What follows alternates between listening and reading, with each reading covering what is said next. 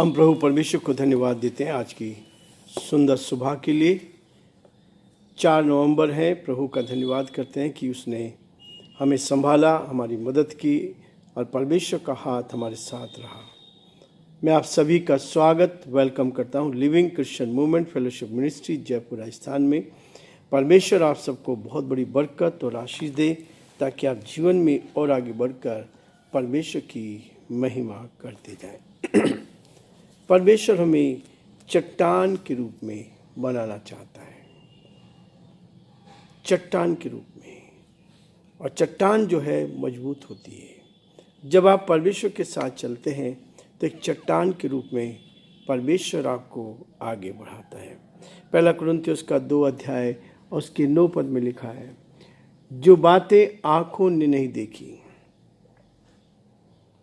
और कान ने नहीं सुनी और जो बातें मनुष्य के चित्त में नहीं आई, वे ही है जो परमेश्वर ने अपने प्रेम रखने वालों के लिए तैयार की है। मनुष्य की आँखों ने नहीं देखा, कानों ने नहीं सुना, चित्त में नहीं चढ़ा, वही है जो परमेश्वर ने अपने प्रेम करने वालों के लिए तैयार किए है। इसलिए संसार के लोग आपको और मुझे पसंद नहीं करेंगे। संसारिकता संसार को पसंद करती है, लेकिन आत्मिक व्यक्ति आत्मिक जीवन को पसंद करता है। आज्ञाकारिता आसान हो जाती है, आज्ञाकारिता आसान हो जाती है। कब हो जाती है? जब हम भविष्य में आज्ञा मानने वालों को के साथ मिलते हैं, उनसे बातचीत करते हैं, तब आप और अधिक इस बात को देख सकते हैं कि परमेश्वर जिसकी प्रतिज्ञा उसने की अपने प्रेम करने वालों ही की से की है। जो उससे प्यार करते हैं उनके लिए ही की है। इसलिए प्रिय, परमेश्वर का वचन चाहता है कि हम उसके साथ एक मन एक चित्त होकर जीवन में आगे बढ़ते जाएं। जो आँख ने नहीं देखी, जो कान ने नहीं सुना और जो मनुष्य के चित्त में नहीं चढ़ी, वे ही है जो परमेश्वर ने अपने प्रेम रखने वालों के लिए तैयार किए हैं। संसार के लोग आपकी बातों को समझ नहीं पाएंगे। संसार के लोग आपके विषय में सही नहीं सोच पाएंगे। संसार के लोग आपके विरोध में जा सकते हैं, लेकिन प्रियो, परमेश्वर यदि हमारी ओर है तो हमारा विरोधी कोई हो नहीं सकता है। इसलिए इब्रानियों का पत्र 6 अध्याय और उसके 13 पद से परमेश्वर का वचन कहता है, परमेश्वर ने अब्राहम से प्रतिज्ञा करते समय जब शपथ खाने के लिए किसी को अपने से बड़ा ना पाया तो अपनी ही शपथ खाकर कहा, अपनी ही शपथ खाकर कहा और इस बात को कहा, मैं सचमुच तुझे बहुत आशीष दूंगा। परमेश्वर से अब्राहम अपनी आशीष के लिए कहता, मैं तुझे आशीष दूंगा। परमेश्वर सर्वोपरि है, परमेश्वर सब कुछ करता है, परमेश्वर हमारे साथ रहता है। और इसलिए उसने कहा, और आशीष दूंगा और तेरी संतान को बढ़ाता जाऊंगा। कब कहा परमेश्वर ने? जब अब्राहम के कोई संतान नहीं थी, 75 साल का हो गया था, कोई संतान नहीं थी। परमेश्वर ने उसको प्रतिज्ञा दी और 25 साल तक इंतजार करा। हम लोग वेट नहीं कर पाते, हम इंतजार नहीं कर पाते। 25 वर्षों तक, जब अब्राहम 100 साल का हो गया, तब परमेश्वर ने उस प्रतिज्ञा को पूरा किया। मैं तुझे बहुत आशीष दूंगा और तेरी संतान को बढ़ाता जाऊंगा। ना तो अब्राहम के चित्त में चढ़ी थी, ना अब्राहम की आंखों ने देखा था, ना कानों ने सुना था और ना उसके चित्त में कुछ चढ़ा था।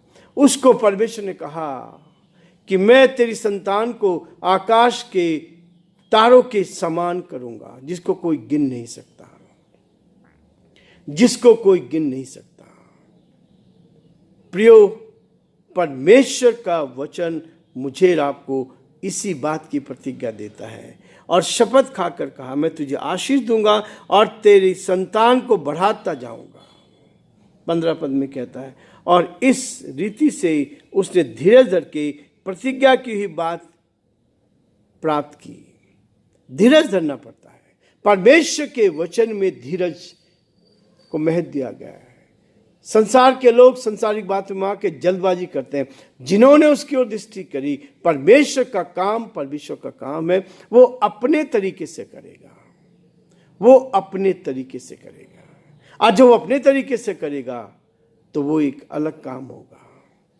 इसलिए प्रियो, परमेश्वर का वचन हमें इसी बात के लिए प्रेरित करता है ताकि हम परमेश्वर के साथ आगे बढ़ें, और न केवल आगे बढ़ें परंतु कहता है, और इस रीति से उसने धीरज धरकर प्रतिज्ञा की ही बात प्राप्त की। अब्राहम ने 25 वर्ष तक धीरज रखा। कोई भी चीज होती है धीरज के साथ। हम परमेश्वर की बात, जो परमेश्वर आपसे बात करता है तो परमेश्वर आपके लिए बड़ा काम भी करता है। इसलिए प्रियो, परमेश्वर चाहता है कि हम उसके साथ आगे बढ़कर परमेश्वर को धन्यवाद देते चले। और 16 पद में कहता है, मनुष्य तो अपने में से किसी बड़े की शपथ खाता है, अपने में से किसी बड़े की शपथ खाता है, और उनके हर एक विवाद का फैसला शपथ से पक्का होता है। हर विवाद का फैसला शपथ से होता है। लेकिन नहीं प्रियो, परमेश्वर ने जो करता है वो पूरा करता है। वो आपसे प्रतिज्ञा करता है तो आपकी प्रतिज्ञा को पूरा करेगा। इसलिए परमेश्वर चाहता है, हमें चट्टान के समान, हमारे मजबूत को चट्टान के समान बनाना चाहता है ताकि हम उसमें बने रहकर उसकी महिमा कर सके और परमेश्वर के नाम को ऊंचा उठा सके। परमेश्वर ने पहाड़ी देश में यीशु मसीह ने इस बात को कहा, 2 घरों के बारे में कहा। एक घर चट्टान पे बनाया गया था और एक घर बालू पे बनाया गया था। नींव उसकी गहरी थी, चट्टान पर रखी गई थी, लेकिन एक नींव थी जो ऊपर से रहती है। जैसे झोंका आता है, जैसे परेशानी आती है, जैसे कठिनाई आती है, तो जो बालू पर बनाया गया है वो घर समाप्त हो जाता है। बहुत सारे लोग हैं एक झटके में पीछे हो जाते हैं, एक झटके में पीछे। परमेश्वर आपको ताकत देता है, आपको बुद्धि देता है, सामर्थ्य देता है ताकि आप परमेश्वर की महिमा करें। इसलिए प्रियो, परमेश्वर आप सबको बहुत बड़ी आशीष दे। आज का दिन आपके लिए बहुत बड़ी आशीष का दिन बने। आज के दिन में आप परमेश्वर की महिमा को देख पाए और परमेश्वर आप सबको बड़ी बरकत और आशीष दे। प्रभु हमारी सहायता करें। आज हम ये रुकना चाहेंगे और कल फिर आगे बढ़ेंगे ताकि हम आगे बढ़कर परमेश्वर की महिमा कर सकें।